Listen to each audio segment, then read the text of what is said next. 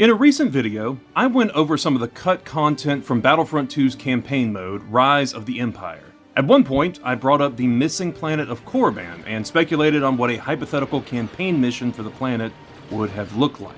And, as an additional note on that topic, I finally played through Renegade Squadron's campaign mode for the first time. And I was surprised to see a few similarities between my idea for the campaign level and what showed up in this game. Mainly just the idea of Palpatine making a pilgrimage to Korriban and the rebels capitalizing on it. But there are still 4 maps within the base game of Battlefront 2 that never got a campaign level. And there are 4 more maps added with the Xbox Live patch. So, I asked you guys if you would be interested in hearing about some ideas for hypothetical campaign levels set on these absent maps. And the response was a surprising yes. That is what we will be doing today. Creating additional levels for Rise of the Empire set on Mos Eisley, Dagobah, Jabba's Palace, Endor, and then also Renvar Harbor, Renvar Citadel, Yavin Arena, and Cloud City. I want to reiterate, this will all be my own ideas. There is no in-game evidence to suggest campaign missions were planned in the way I present them.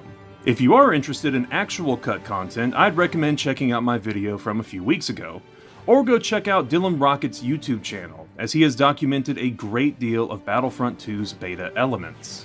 Now, obviously, not everything is going to work perfectly. Some maps might only get an overarching plot idea and a handful of key objectives. I also will not be adding any space missions, but I don't think anyone's expecting me to. And I do want to keep things somewhat realistic and not add too much stuff not found within the base game. But ultimately, this is just a fun exercise, not meant to be taken too seriously. The first map I want to look at is a pretty iconic one that I think several people are surprised doesn't have a campaign level. Tatooine is synonymous with Star Wars, and Mos Eisley is an easy setting to create a mission for. The most obvious answer is to add a campaign level reflecting what's seen in A New Hope.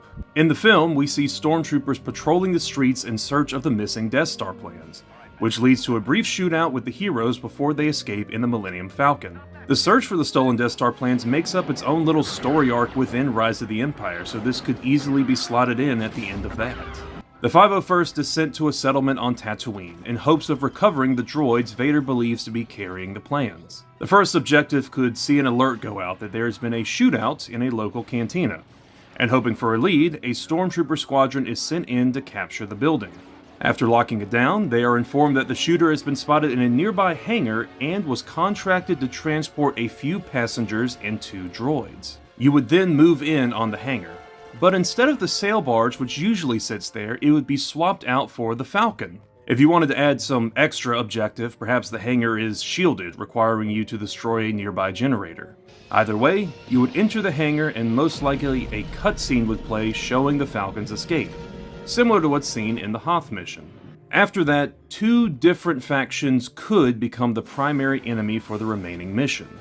Either a local rebel cell starts rioting in the streets, perhaps survivors from the Tantive 4, or maybe a group of sand people begin attacking the town. Now, while I'm not as big a fan of Battlefront 1's historical campaign, the thing I loved the most were the missions that made you fight the local factions. It wasn't done much, but it was extremely memorable. And Tusken Raiders only appear in Battlefront 2's Hunt mode. This could be a fun way to include them in the remainder of this mission. Perhaps while committing their teams to finding the droids in the hangar, the Empire left the city defenseless, allowing a group of Tuskens to launch an assault. There's 2 reasons why I think the Tuskens would work narratively. First, Ben and Luke's antics earlier in the film may have stirred them up, in addition to Imperial interference. Kenobi makes a point to say that the Raiders will return and in greater numbers, and the Empire framed the Jawa attack on the Sand People. There's also an ongoing theme of complacency leading to incompetence within the tail end of Rise of the Empire. I talk more about that within my story retrospective, but it would feel in line with other things we've seen in other levels, for the Empire to use the Tusken Raiders as cover for their atrocities, only for the real Raiders to cause them grief later on. Perhaps by narrowing in and trying to capture the hangar, the 501st left the streets and the town entrances open to attack. Another possible objective involves the Falcon's escape. Han Solo could appear as a boss you need to defeat in the same way that Princess Leia and General Grievous do in earlier missions. The only thing stopping me from wanting to include him is the context in which the other boss fights take place. Every time a significant opponent appears, you either kill them or capture them, as is the case with Leia. Han Solo doesn't lose this engagement in the film, so it would be a bit odd to defeat him here. At the same time, you could just as easily justify this saying that he retreated to the Falcon and then play the cutscene to emulate his escape. Before moving on, I do think there is a scenario where a Mos Eisley mission takes place during the Clone Wars. Instead of tracking down Solo and the droids, perhaps the CIS plan to take over the planet, with Dooku making a deal with the Tusken Raiders to attack Mos Eisley. A planned element which never made it into the prequels is that Tyrannus is the one who hired the Sand People to abduct Shmi Skywalker, which is where I get the idea that he would utilize the Tuskens here. Plus, if anyone could rile them up, it'd be Saruman. Drove your people into the hills to scratch a living off rocks! Take back the lands they stole from you! Burn every village! I only bring this idea up since a majority of these planets fit better within the latter half of the campaign, and I would like to show the Clone Wars era some love too.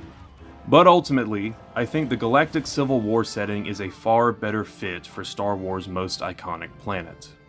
I always thought of Dagobah as a strange inclusion in Battlefront, and it's probably the single hardest planet to create a compelling mission for, so this is going to be a bit shorter of a section. It's difficult to contrive a reason for the 501st to be sent to this isolated world. Yoda came here to hide from the Emperor due to the strong dark side energy of the planet which masked his own presence. But these are both powerful Force users, the heads of their respective orders. So, when Yoda becomes one with the Force, Palpatine senses it. And with the reconstruction of the Death Star close at hand, he sends a small detachment of the 501st to investigate the planet, most likely under some false orders such as potential rebel activity. Then again, at this point the clones are likely so absent-minded in their obedience that they don't even think twice about the order and just do as they're told. As for why there turns out to be an actual rebel presence, I'm really not sure. Maybe Luke asked a unit to set up an outpost or something to protect the site. It's not a very strong reason, nor do I think Luke would actually have done this within Legends, but we need an enemy to fight. Perhaps this mission could be more of a skirmish than a full-on battle, only giving you a handful of reinforcements, while you must eliminate an equally small squad of rebels before exhausting your own limited resources. You would work your way up from the bottom of the map towards Yoda's hut, perhaps even grabbing some sensitive data from that crashed X-Wing. The real gripping part of this mission, though, would be the cave. One of the command posts on this map is placed in an underground area representing the place Luke had his vision of Vader. So obviously, I'm gonna make the 501st face this threat too. A trooper sees Vader, wondering what he's doing there before you hear the audio cut out with a scream. Your objective is then to enter this confined space and try and kill this apparition of the Dark Lord. Now, if you're like me, this sounds equal parts awesome and ridiculous. Probably a lot more of the latter. This would make no sense from a thematic or lore standpoint. The vision was specific to Luke, and even then, the supernatural elements of Star Wars don't really belong in Battlefront's more grounded story. Still, you can't deny taking out a ghost of Darth Vader is a little cool and would definitely make for a memorable and challenging objective. To end the mission, they would realize this was all nothing more than some ghostly trick and move on to the last objective, investigating a small hut found deep within the swamp. For whatever reason, the Emperor wants it obliterated. So you set a charge, destroy the shack, and leave the planet probably with more questions than answers. At the end of the day, it is very obvious why this planet was left out of the final campaign. Perhaps it too could have worked as a Clone Wars setting, but then you run into the issue of Yoda's hut existing before it should. While lore-wise this idea is a mess, a Dagobah mission utilizing the mysteries of the Force certainly would have been memorable. And next up we have another map that's challenging to make a level out of. Jabba's palace is cramped, full of narrow passageways linking only a handful of interesting rooms. But it's so claustrophobic at times that getting any objective done would be frustrating. So let's try and play into that.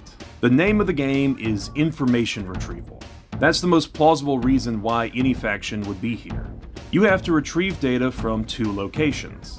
The first disk is found within the droid torture chamber in a discarded robot.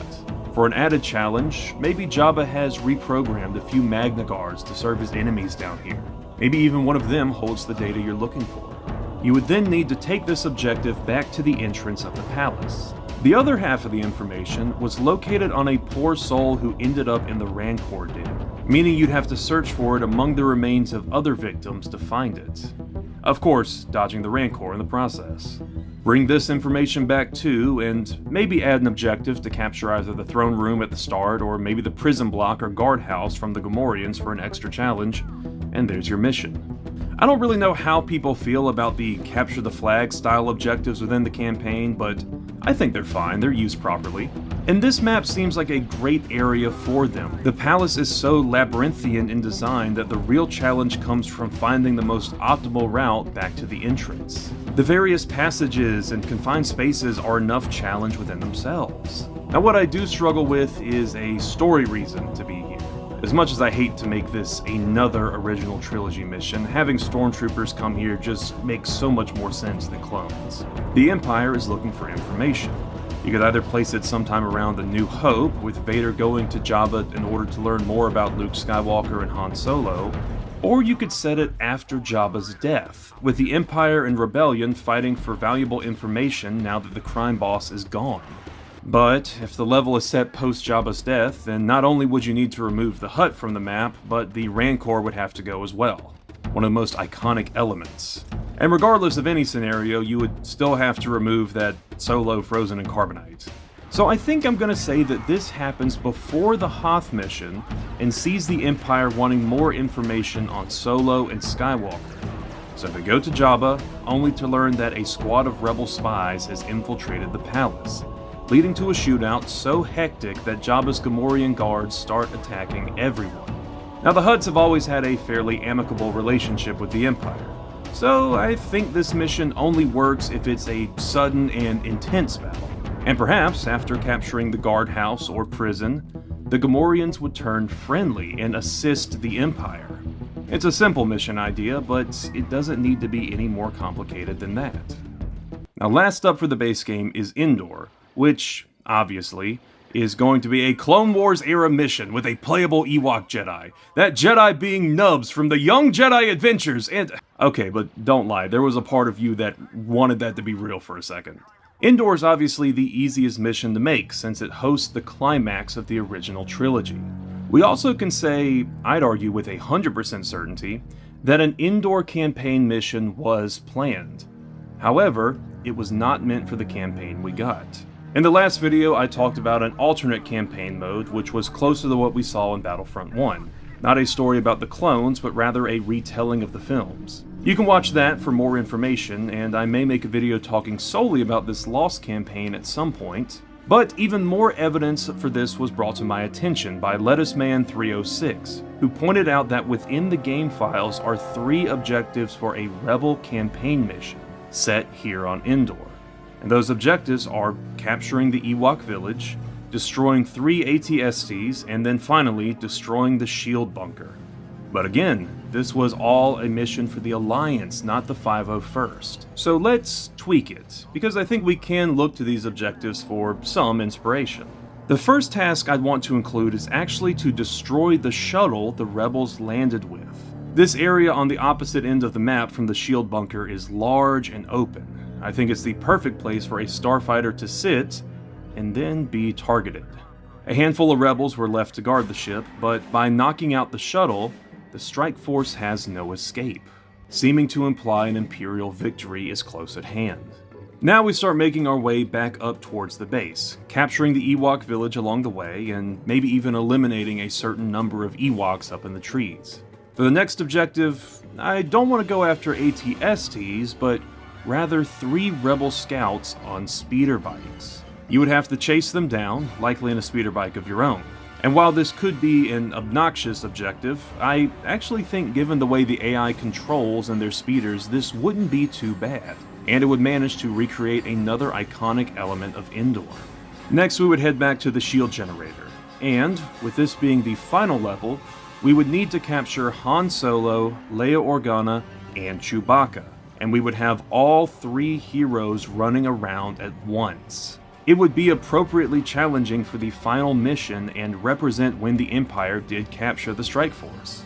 After that, reinforcements for the rebels would arrive in the form of more soldiers and more Ewoks, and then you would have to defend the shield bunker for maybe 3 or 4 minutes, not letting it be destroyed. But of course, if we're going along with the film, the Empire has to lose. And I think it would be appropriate to end on a loss, considering the nature of this campaign. A cutscene would show you that, among the chaos, Solo and his team ended up setting the charges and destroying the bunker.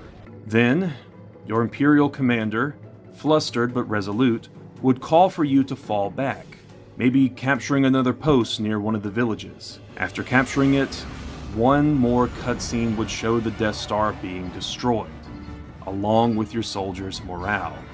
An evacuation would be ordered, having you reach a transport ship and possibly holding out for another section, just to have you escape, only having this mission classified as a victory since you live to fight another day. The final journal entry could summarize the end of the war and the 501st emotions, knowing that they ultimately met defeat. But, as a final teaser and glimmer of hope, this contingent of troopers managed to find a hidden Imperial fleet planning to continue the fight against the New Republic.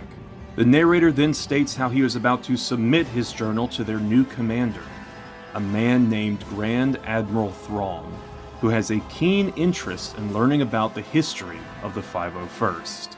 Now, that last bit with Thrawn is pure fanfiction and probably wouldn't make it into the game. But it ends the narrative with a further reason for the journal's existence, along with giving us just enough hope that our 501st clones are still out there fighting, despite having lost this final battle. Empires are built on hope, after all. And that covers my ideas for the missions found within the base game of Battlefront 2. But there are 4 other maps added as part of the Xbox Live patch. And, to be honest, I think they make for better campaign missions than some of the ones we've already talked about. So for fun, let's make levels out of those as well. First up is Renvar Harbor. Now, in the original Battlefront, Harbor was a Clone Wars mission set during the planet's invasion seen in Pandemic's other Star Wars game, aptly titled The Clone Wars. I don't see any reason to change this. Renvar is set early in the war. In fact, I think if this was a campaign mission, it would be the very first mission outside of Geonosis' tutorial. The goal is to assault the harbor facility. I don't know about you, but I think placing a giant wall or defensive gate here at this entrance would make for a good objective inclusion. The gate stops your forces from getting in, so you would need to use the ice caves to sneak in and destroy the gate. Then, you could use the ATTE to bring down some sort of energy collectors or other such structure inside the Separatist base. Kit Fisto could also be a playable hero in this level, since he and Asajj Ventress were added with that aforementioned Xbox patch. Now narratively, I think this could be a good opportunity to show the origin of the clones' frustration with their Jedi commanders. Something explored within the expanded universe was the fact that Jedi did not always make for good military leaders. And as much as I hate to do this to my boy, maybe Kit Fisto makes some sort of tactical error, which plants the idea in the clone's mind that the Jedi aren't all they're cracked up to be. Next up is Yavin Arena.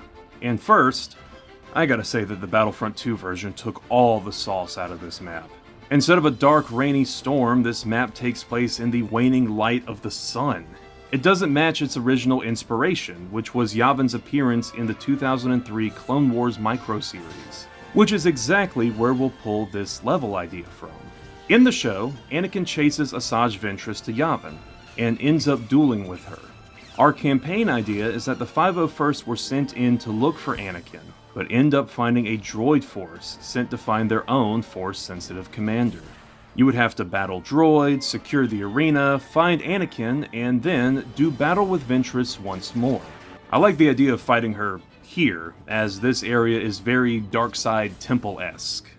Anakin and Ventress were the heroes on this map, and I think it would give the 501st a real connection to Skywalker, something they don't otherwise get until the Nightfall mission.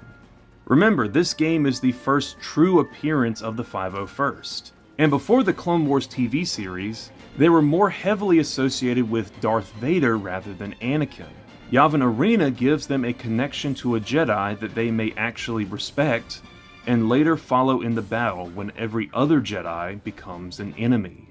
Renvar Citadel is going to get the same treatment as Harbor, expanding its story from the first game. In Battlefront, the Empire comes here to eliminate a rebel listening post. This central chamber would be a great place to add some sort of satellite tower, the ultimate objective for the mission. The entrances could be ray shielded and would require you to remove the barrier to destroy the listening post. This could also slot into the stolen Death Star plan story. Perhaps they were transferred here before being beamed away to either Palace Massa or the Tantive 4.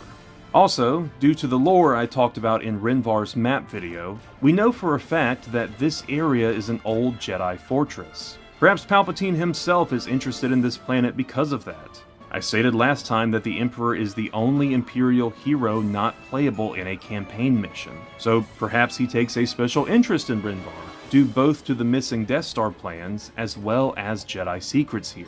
The final objective might be to grab a holocron from the crypt and bring it to a shuttle parked on the Overlook. And last up is Bespin.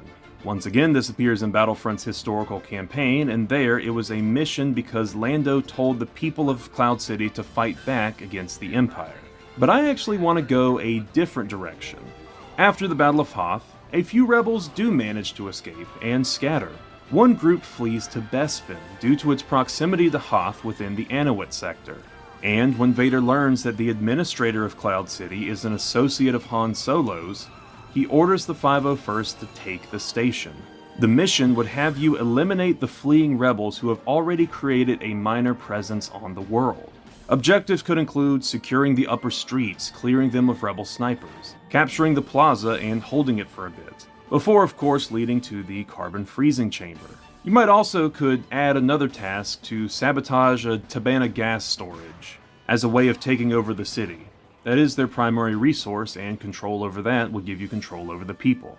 This would all serve to explain how Vader and his forces came to Cloud City, and how the trap was planned for Solo and his friends before they ever arrived. And that is my hypothetical extension of Battlefront 2's campaign. To reiterate where everything would be added, the game would start with Geonosis, then move on to Renvar Harbor, followed by Yavin Arena. You'd then get the usual Megiddo, Felucia, Kashyyyk, Utapau, and Coruscant. After switching to the Empire, you'd get Naboo, Mustafar, Kamino, the Death Star, and Palace Massa. Then let's add Renvar Citadel, followed by the Tantive 4, before going planet-side on Mos Eisley. You then would get the regular Yavin Temple level, jump back to Jabba's palace, the usual Hoth mission, and then it would conclude with a mission set on Cloud City, a stop by Dagobah, and then we would round out with a new finale on Endor. While these missions might have been fun to see, I also think it's easy to see why they weren't included. Dagobah struggles to have a compelling story reason to exist. Jabba's palace is cramped and also isn't the most convincing narratively. Tatooine seems good on paper, but outside of the cantina and hangar, it lacks major landmarks which could make for good objectives. It could still work, but every other part of the map is just the city streets. And Endor is a single long strip of forest. Plus, Rise of the Empire really doesn't need to go past Hoth. People have come up with multiple interpretations for why the game ends here. An alternate timeline where the Empire wins, the narrator dies on Endor and so doesn't make another journal entry, it's all Imperial propaganda. But I think what it really boils down to is just how climactic of a level it is. You destroy a rebel base, obliterate the shield generator. The whole thing is a race against the clock to destroy fleeing rebels with a tough holdout at the end. And while Battlefront's darker narrative definitely could have supported an ending where the 501st loses, from a gameplay perspective, it's far more satisfying of a conclusion to see your player characters win, even if you are the bad guys. So Battlefront Rise of the Empire really doesn't need any more levels. But it's still fun to speculate on how this campaign could have been expanded. But how do you think some of these levels would have played out? I'd love to read you guys' ideas in the comments. And as I mentioned before, I've made a video on the actual cut content of Battlefront 2, and we'll probably make another one in the future somehow. And if you enjoy Battlefront content, again, I've got plenty of it on the channel right now. Got that aforementioned story retrospective. I've also been analyzing the maps found within the first game and plan to do the same for the second once I finish there. In fact, I think somewhere I've got a whole playlist of just random Battlefront videos, so if you want to check them out, even if they are older, content's definitely there. But thank you for watching this one in the meantime. I hope you have a wonderful rest of your day, and I'll see you next time. Bye-bye.